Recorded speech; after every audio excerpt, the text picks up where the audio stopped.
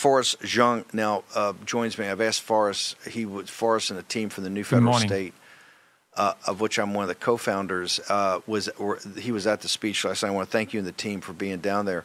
But I wanted to grab you while you're in West Palm Beach. I'm very concerned about what the Biden administration is doing, the chips. I agree with what's happening. I don't agree with the timing because I want President Trump to be in the saddle. I'm also very concerned that the anti-CCP government in South Korea seems to be on the brink. And as you and I have talked, South Korea has been deeply infiltrated by the CCP. They see Korea as an absolute key country that they have to control. And last but not least is that the CCP is teetering right now on financial ruin because of gross mismanagement of the slave labor camp that we call modern-day China. Forrest, I'd like to have your thoughts on all of that. Okay. First of all, let's talk about the chips situation, right? Because if we hear Miles, we were talking about decoupling from CCP a long time ago. We have to decouple from CCP, cut their finance and cut their technology support. Because if you look at what they have done after they joined the WTO, they start to have this cyber theft and also espionage to steal the intellectual properties from the Western countries. If you notice, just last month, they have this Zhuhai aviation show, right? Their J-20, J-35A, their drone technology. All those technologies is from Western country. They stole the technology from Western country. And what they do with those technology, they use this technology to threaten the Western country democracy. They use those technology to control their own people. So this is very dangerous. 2 weeks ago, President Xi talked with the U.S. president. They draw the 4 lines, red lines, right? The last one is the right to development. Let's define what's development for them. For development for CCP is to develop their bioweapons, which we experienced for the past couple of years, the COVID-19, right? We talk about that.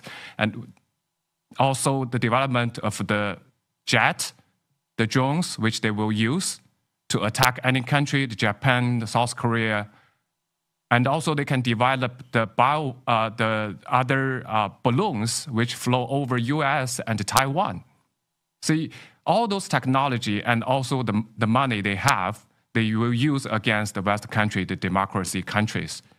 So this is very dangerous for us. This is a weakening call for all over the world. We have to decouple from CCP because CCP weaponize their market, weaponize their trade.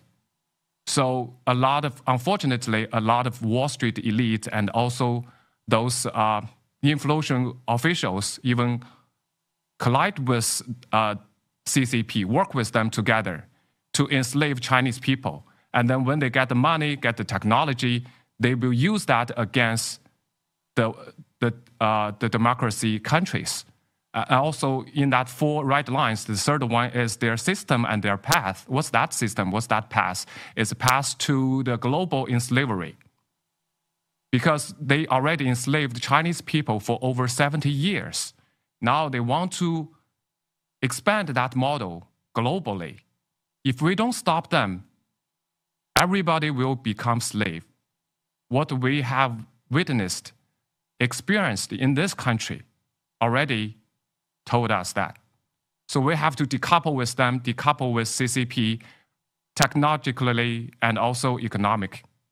Otherwise, they will grow more power and more threatened to the Western country. Now they already had a plan. Yes. Talk to us, we got a couple of minutes. Talk to us about the financial predicament of what Xi, because of mismanagement, and obviously the communist system doesn't work. How in danger is the regime, you think, from the financial mismanagement? Well, they are at the edge of collapsing, right? So if you look at the unemployment rate in China, more than 2/3 of the graduate from college, they cannot find a job. So the other countries closing down their manufacturing, closing down their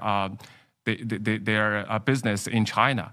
So this is very dangerous. You see a lot of events happening in China. People hurt each other, and the suicide rate is up to the roof. This is so dangerous. But of course, this is also danger for the CCP because they have a fear. We talked about the night riot in Zhengzhou province. More than 200,000 college students ride bicycle to another city, right? So they panicked. That's why they draw the 4 red lines to the Western country, to the US. Don't touch us. But that tells us that's their weakness. That's their fear. That's the point we need to address. That's the point we need to let the global know. That's why at this stage, they are very dangerous regime. They can start the war at any moment because they want to keep in power. They want to, imply their model, in slavery model globally. So they will do anything to stay in that power, to post their model globally. So they are very dangerous right now. So we have to take measures to stop them. And also when we talk about, let me talk to me about South Korea. South Korea has been one of our best allies. I had the opportunity in the Navy to do operations with the South Korean Navy, to be in South Korea many, many times. Had businesses there afterwards, just great people. Looks like it's chaos. We know that the leader is not, not my cup of tea. Does some things sometimes I don't understand, but he was elected because anti-CCP.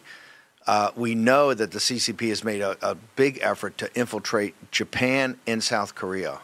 What do you take of this, what's happened over the last couple of days? Yes, this is unfortunate what happens there, but we can see this is definitely CCP is behind this. They want pro-CCP government. They want pro-CCP leadership in those countries, whether it's Taiwan, whether it's South Korea, whether it's Japan. This is their strategy. They infiltrated those government, infiltrate those countries using their media power, using their lawfare to take down the anti-CCP leaders and government. And then they can have their pro-CCP government to help them to take a control in those areas. I'm glad to see Taiwan is standing strong in this position. And also I'm glad to see Taiwan's leadership visited Hawaii, I think last week. So this is a CCP. They are infiltrated every country, including this country. We talk about lawfare, we talk about propaganda. So this is what they are doing. They can use that capital, the money they have, they can use their media influence, the propaganda, to brainwash the people to elect the pro-CCP leader. So this is what they are doing globally, not only in South Korea or Taiwan. That's happening actually in the U.S. So, Forrest, we've got to bounce, but can you go? I know you guys are putting up TV content all the time on Getter and other places. Can you tell people where they can find out more about the new federal state? Yeah, you can. Your audience can find us on Getter. We have NFSC Speaks, which is an English channel. We also have NFSC TV, which is a Chinese channel. Thank you, brother. Thank you guys for coming down for the speech last night. And we got another event we're going to hold on Tuesday in Washington, D.C. And Forrest and the team from New Federal State will be there. A lot more announcements of activities we're going to be doing with the new federal state of China in 2025. Forrest, thank you so much. Honored to have you on. And thank you for coming by the RAV studios. Thank you so much. It's my honor to be here. Thank you so much, Steve.